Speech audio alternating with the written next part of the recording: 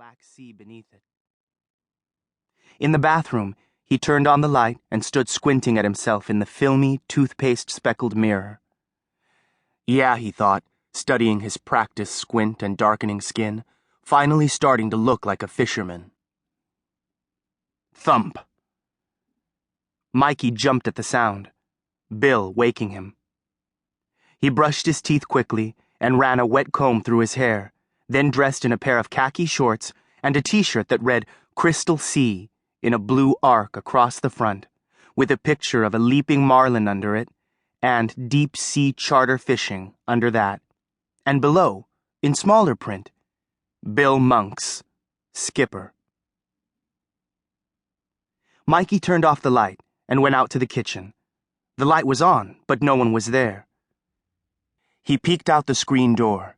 Bill was over in the carport, pouring oil into the outboard engine. Mikey eased the door back quietly. He got a glass of orange juice and a bowl of shredded wheat and sat at the kitchen table, wondering where his mom was. She was almost always awake by now. The screen door squeaked open. Mikey glanced up. "Morning," Bill said. He closed the door gently so it wouldn't slap shut. "Sleep well?" "Yes, sir." Bill nodded and went over and got the coffee maker going, then poured himself a glass of juice and sat across from Mikey. He broke 3 shredded wheat biscuits into a bowl. Before Bill, Mikey'd eaten nothing but sugary cereal. His mom didn't like it, but she'd never said no. Bill wouldn't touch the stuff.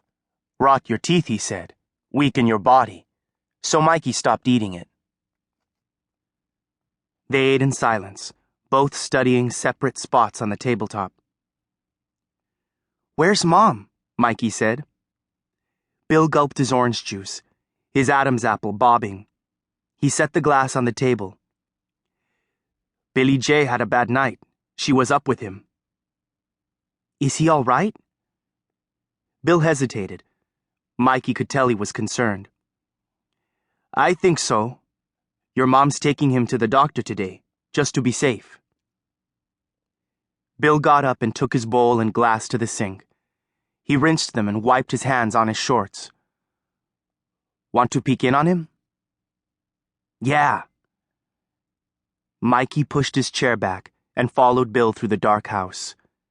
Billy J was Mikey's 3-year-old brother. Half-brother, really, but Mikey didn't like to think of him that way. The bedroom door was ajar. Bill put a finger to his lips and eased it open.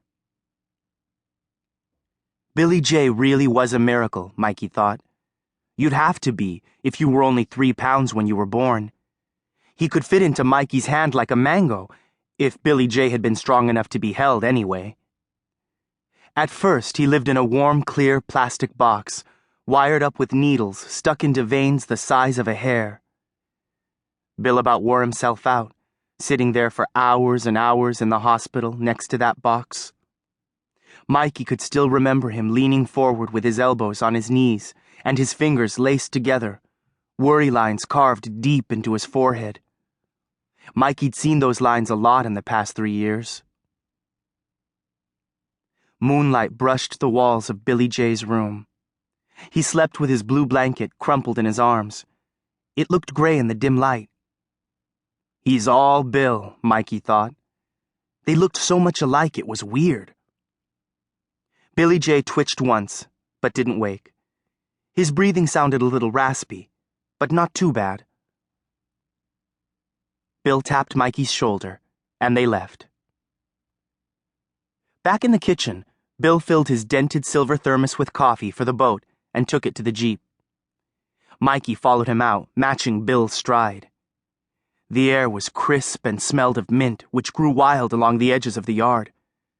The sharp call of a distant rooster sliced the dark, jungled landscape. Mikey glanced at the sky behind the mountain. Black, turning purple. This was a time of day he liked, this dark stillness before dawn, when it was peaceful. But Billy J was still on his mind. His breathing had been raspy when he was born, and he'd coughed a lot. Mom said he'd be fine in time, but now he needed a lot of care.